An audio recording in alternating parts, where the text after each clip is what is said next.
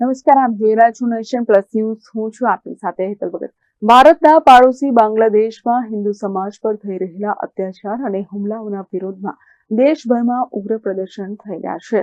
આ રાષ્ટ્રીય આંદોલનના ભાગરૂપે આંતરરાષ્ટ્રીય હિન્દુ પરિષદ અને રાષ્ટ્રીય બજરંગ દળ ડભોઈ, વિશ્વ હિન્દુ પરિષદ અને ડભોઈ નગર હિન્દુ આગેવાનો દ્વારા વડોદરા ભાગોળ પાસે બાંગ્લાદેશના વડાપ્રધાનનું પુતળું દહન કરી વિરોધ નોંધાવવામાં આવ્યો છે.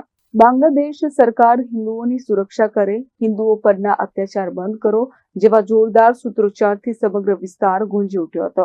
બાંગ્લાદેશમાં હિન્દુઓ પર હિંસા, અત્યાચાર, હત્યા જેવી ઘટનાઓ સહિત હિન્દુઓના મકાનમાં લૂંટફાટ, મંદિરોનો નાશ જેવા અત્યાચારો રોકવા જોઈએ.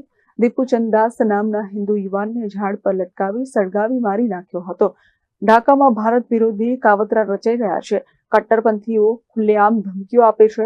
આવા અત્યાચાર અટકાવી ભારત સરકાર દ્વારા કડક પગલાં લેવા અને બાંગ્લાદેશના રાષ્ટ્રપતિ અને વડાપ્રધાન તેમજ ભારતીય દૂતાવાસો હિન્દુઓની સુરક્ષા માટે જરૂરી પગલાં ભરવા ઘટતું કરે તેવી માંગ કરી હતી. બાંગ્લાદેશની અંદર હિન્દુઓ ઉપર ખૂબ જ અત્યાચાર વધી રહ્યા છે અને બાંગ્લાદેશમાં દીપુ દાસને જીવતો સળગાવી દેવામાં આવ્યો છે અને કટ્ટરપંથીઓ દ્વારા. અને ભારતમાં જે બાંગ્લાદેશી ઘૂસપેઠીઓ કરોડોની સંખ્યાઓમાં છે, તો ભારત સરકાર શું કરી રહી છે? ભારત સરકારે તાત્કાલિક બધા બાંગ્લાદેશીઓને ઘૂસપેઠીઓને બહાર નીકાળી દેવા જોઈએ તાત્કાલિક ધોરણે.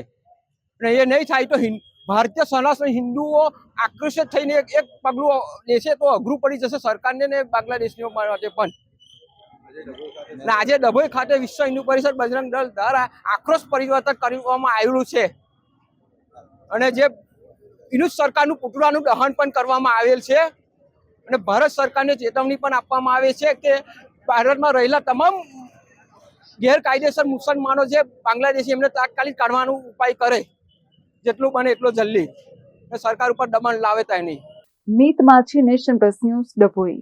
સમાચારોના સતત અપડેટ મેળવવા માટે અમારી નેશન પ્લસ ન્યૂઝની યુટ્યુબ ચેનલને સબસ્ક્રાઇબ કરો, બેલ આઇકન દબાવો અને જોડાયેલા રહો ફેસબુક, ઇન્સ્ટાગ્રામ અને ટ્વિટર પર.